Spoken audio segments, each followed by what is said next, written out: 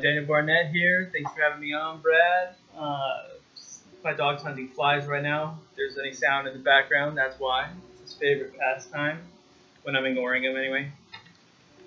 Today I'll be reading a little selection from City of Blood, the 5th volume in the NIGHTMARELAND Chronicles. I think I found one that doesn't entail too many spoilers or require much context. What I can give you going in is our young hero Marcos Walker is journeying through a city overflowing with blood. He's on a mission to help some people who are trapped in an arena down the way. And there's a lot of danger here. The bodies were easy to spot. Some, anyway.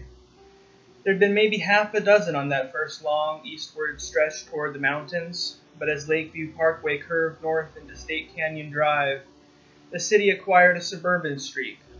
Homes popped up around Marcos, and with the homes came people. Some had been dead since the night began, whether by accident or suicide. A scowling woman lounged in a patio chair with a pair of red-handled safety scissors lodged in her windpipe.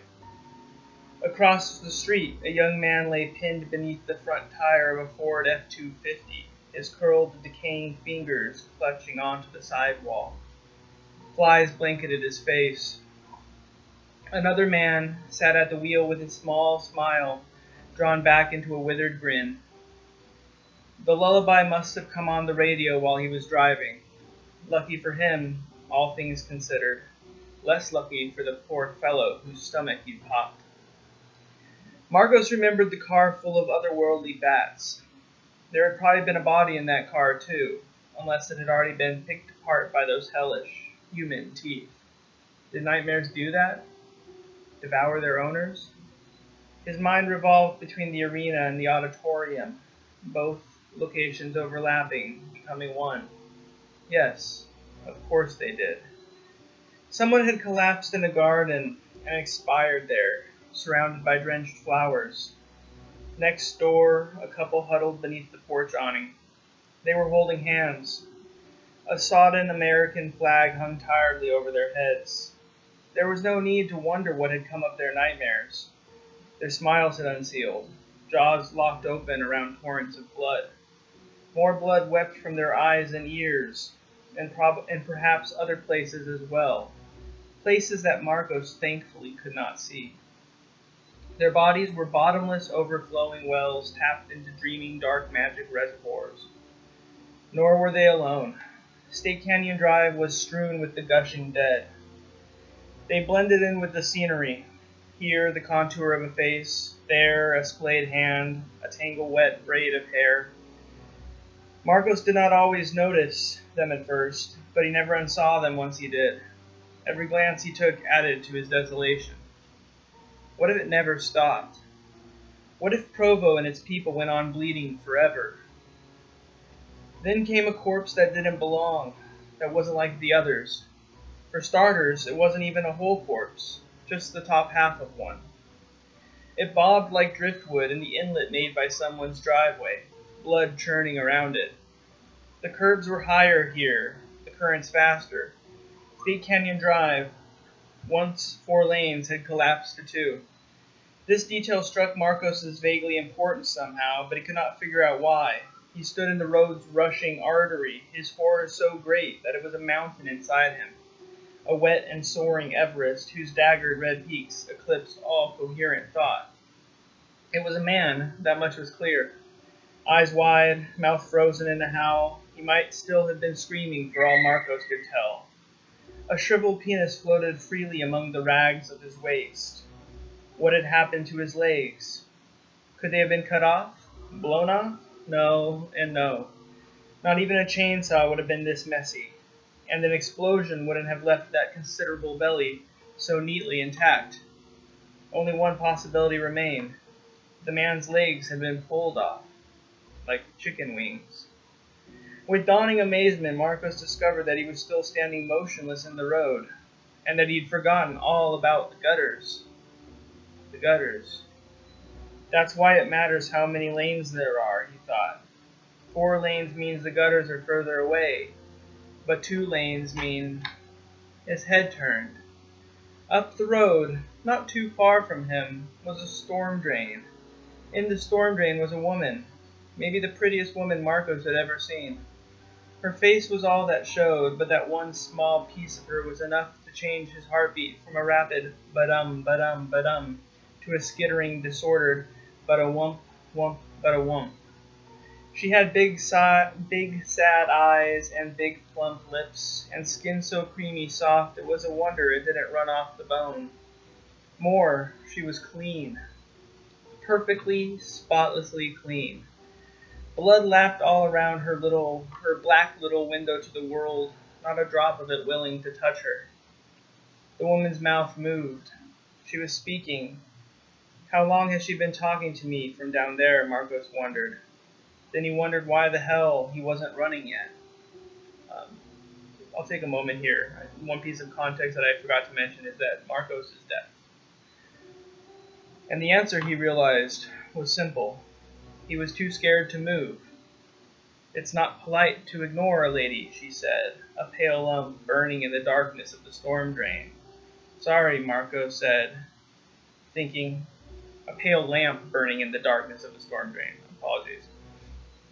Sorry, Marcos said, thinking, I'll be all right if I don't get any closer, if I just stay right where I am. Apology accepted. He swallowed hard. Understanding the hot gutter chick was one thing. The hot gutter chick understanding him was another. You know sign language? I know all manner of things. Then why don't you sign back? I would, but my hands are busy. Doing what? I can't say. Why not?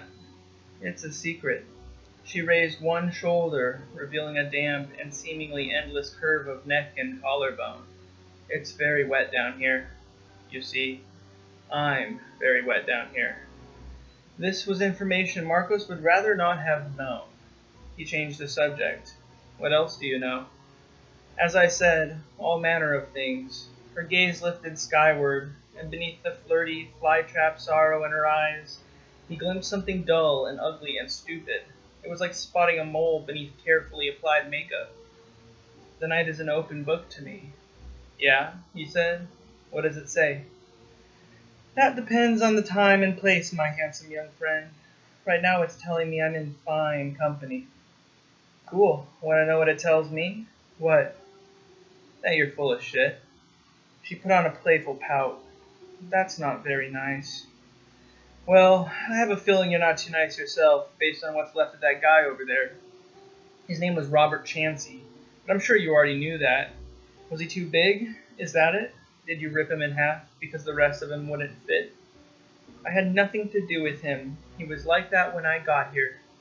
Sure, and I'm the Emperor of Mars. Marcos pointed a shaking finger at her. His confidence had begun to creep back, along with the strength in his legs. You're a siren, like the kind that used to lure sailors overboard in stories. You've got a few tricks to make you seem smart, but they're cheap tricks under the surface. Oh, I'm far from cheap. Whatever you say, lady, I'm out of here. Who is Father Ammon? She asked, before he could walk away. Is he your friend? Marcos's mouth went dry. He is, isn't he? I'm glad. It's good to have friends. How could the woman know about Father Ammon? It made no sense. It wasn't possible. Unless, could she somehow see into Marcos's head? No, that didn't add up. Marcos hadn't thought of Father Ammon since the conversation started. You thought of Robert Chansey, though, and you would have heard of Robert Chansey if Father Ammon hadn't told you about him. Was that enough? Had the woman picked up on some oblique trail of mental breadcrumbs connecting the two men? That's why she knows what you're saying. She doesn't understand sign language at all. She's cheating, picking things straight from your brain like a kid using a stolen answer key to ace the test. But how much of her awareness is her own? How much is borrowed? Can I ask you something? Marcos said. Of course. Marcos erected an enormous sham billboard in his mind. Brilliant white letters welcoming all to Cluckadoo, Nevada, home of the Chicken McNugget. Well, see, this is my first time here, and I'm a little unfamiliar with the area. Would you remind me where we are again? The woman smiled. We're in Provo, naturally. Provo, Utah. Then, right as Marcos was beginning to think that he'd been wrong, that she was far sharper than he'd given her credit for, she added, home of the McNugget. There it was, the mole beneath the makeup. There was nothing special here, no great intelligence, not even an ordinary one. You really are a sad thing, Marco said. I almost feel bad for you, out here alone, with no sense of the world around you. The pout came back, but only halfway. Behind it lurked a sneaking, barely suppressed glee that chilled Marcos to the bone, to the core. What do you mean? She asked. I've got you pegged. That's what I mean. Whoever dreamed you up didn't round you out all the way. You're nothing more than a body, and a feeling wrapped into that body. A fear of something, sex, or love, or closeness. I don't know, don't really care. But I'm not about to stand around chatting with some boring bargain bin nightmare that got itself stuck in a storm drain, so you can forget about making me your midnight snack. Stuck? She laughed. You think I'm stuck down here? I like it down here, and you will too, once you join me. Thanks, but no thanks. Not in a million years. The woman's face first tilted to one side, then broke apart in an abrupt and startling grin. My dear, handsome boy, who said you had a choice? Slim, dainty fingers closed around Marcos's ankles from behind. He had just long enough to look down and think, so that's what her hands have been up to, before he was dragged off his feet into the foaming bloodstream of State Canyon Drive. In City of Blood, NIGHTMARELAND Chronicles. Nightmares are real. They're everywhere. It's a lot of fun. I think so, anyway. Thanks for listening.